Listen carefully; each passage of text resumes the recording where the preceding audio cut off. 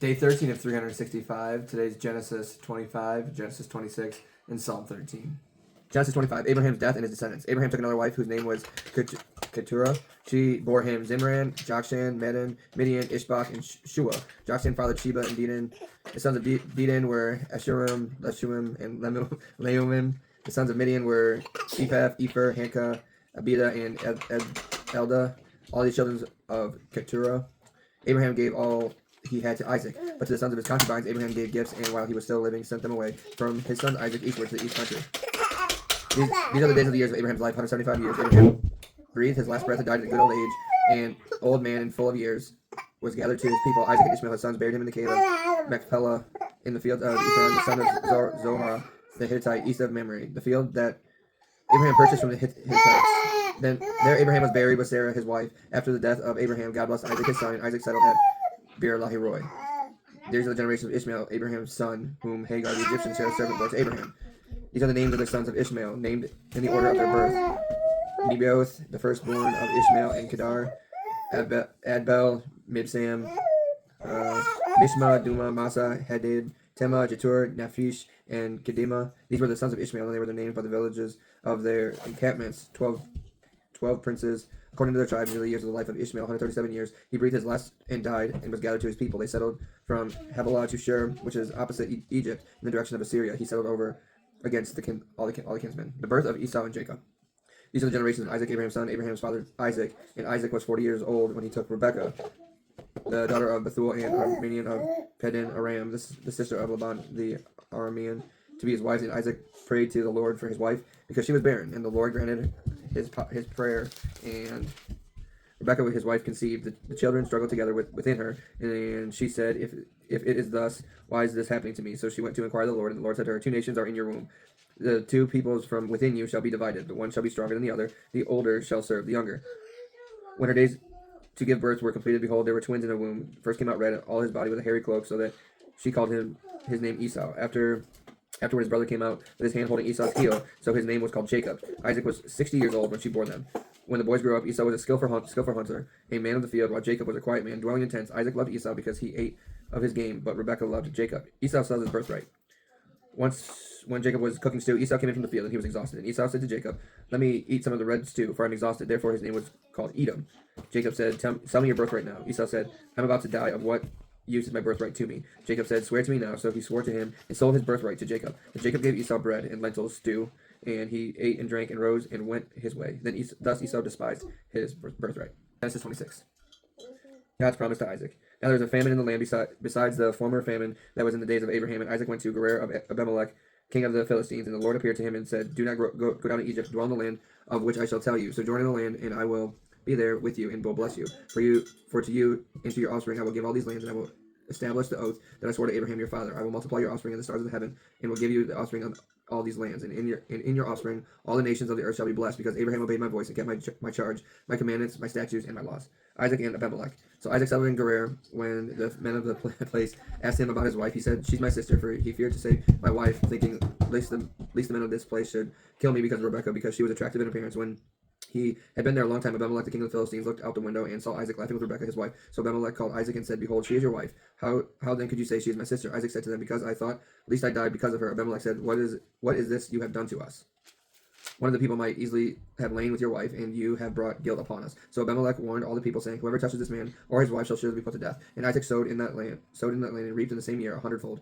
The Lord blessed him, and the man became rich and gained more and more until he became very wealthy. He had possessions of flocks and herds and many servants, so that the Philistines envied him. Now the Philistines had stopped and filled the earth with the wells that his father's servants had dug in the days of Abraham his father. And Abimelech said to Isaac, go away from us, for you are much mightier than we. So Isaac departed from there and encamped in the valley of Gerar and settled there. And Isaac dug again the wells of water that had been dug up in the days of Abraham his father, which the Philistines had stopped after the death of Abraham. And he gave them the names that his father had given to them. But when Isaac's servant dug in the valley and found it where the well of spring water, the herdsmen of Gerar quarreled with Isaac's herdsmen, saying, the water is ours. So he called the name of the well Esek, because they contended with him. Then they dug another well, and they quarreled over it also. So he called its name Sitnah. And he moved from there and dug another well, and they did not quarrel over it. So he called its name Rehoboth, saying, for now the Lord has made room for us, and we shall be fruitful to the land. From there he went up to Beersheba, and the Lord appeared to him in the same night and said, I am the God of Abraham, fear not, for I am with you, and I will bless you with multiple offspring, and my servant for my servant Abraham's sake. So he built an altar there and called upon the name of the Lord and pitched his tent. And there's Isaac's servant dug a well. When Abimelech went to him from Gerar with Azoteth, his advisor, and Phicol, the commander of his army, Isaac said to them, Why have you come to me, seeing that you hate me and have sent me away from you? They said, and we plainly see that the Lord has been with you. So we said, let there be a sworn pact between you and us, and let us make a covenant with you, that you will do for us no harm, just as we have not touched you and have done nothing to you but good, and have sent you away in peace. You're now blessed of the Lord. So he made them a feast, and they ate and drank. In the morning they rose early and exchanged the oaths, and Isaac sent them on their way, and they departed from him in peace. The same way Isaac's servants came and told him about the well that they had dug, and said to him, We have found water. He called it Sheba. Therefore the name of the city is Beersheba to this day. When Esau was 40 years old, he took Judith, the daughter of Beri the Hittite, to be his wife, and Basemath, the daughter of Elon the Hittite, and they made life bitter for Isaac and Rebekah. Psalm 13. How long, O Lord, will you forget me forever? How long will you hide your face from me? How long must I take counsel in my soul, and have sorrow in my heart all these days? How long shall my enemy be exalted over me? Consider and answer me, O Lord my God. Light up my eyes, lest I sleep the sleep of death. Lest my enemies say, I have prevailed over him. Lest my foes rejoice, because I am shaken. But I have trusted in your steadfast love. My heart shall rejoice in your salvation. I will sing to the Lord, because he has dealt bountiful with me. It's kind of funny how Isaac and Abraham both said that their wives were their sister. Where do you feel discouraged or overlooked? I think sometimes people can feel discouraged or overlooked, especially like if they're new to like Christianity, and they understand something and they try to talk to somebody about it, and then that person kind of like ignores them or shoots them down or something like that, like not taking in their perspective. I think someone may feel discouraged by that. Not necessarily like a form of church hurt, but like a discouragement because like you don't feel heard. I think that could be pretty prevalent in today's world. In anything you do, really. What does perseverance look like for you today? Dealing with this teething baby. I mean, we know what perseverance does. So when you're looking at it in hindsight, you're like, all right, there's gonna be good coming. It's all good for growth. Yep, it's good for me. It's character building. Yeah. I mean, it doesn't make it suck any less, but I shouldn't say that. It doesn't make it any better. How does God's promise, I will be with you, strengthen your faith? It's pretty prevalent. I will be with you. Do not be discouraged. Do not be afraid. And then, the whole like Romans 8:11, where the same Holy Spirit that raised Jesus from the dead lives inside of you. So it's flipped to 8:31, and it says, if he is for us, who can be against us? Like, it's very empowering. Yeah. Pull you through anything when you think about it. Yeah. I mean, been there. Yeah. So. You have your own testimony, and everybody does. When God shows up in a big way, in a mighty way, and sometimes it's not such like a mighty way or a giant way. It's like subtle things that have built up over time, like little experiences how you set little goals to meet big goals. God can work in the same way.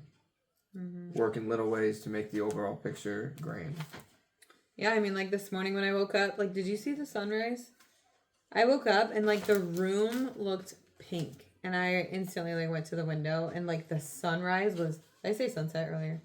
Sunrise was beautiful, and like our whole house just like lit of pink, and I'm just like, I see you, God. Good morning. So I like walked out, I like opened the door and just like videoed. It was just beautiful, and I'm like, those are just little reminders that like God is with us, like just those little beautiful sunrises that you see it and you're just like, God is near. God is just amazing. Yeah. So I don't know. I just feel like it reassures me that God's promises are real. Yeah. All creation is attached to him. That's it for day 13. Peace.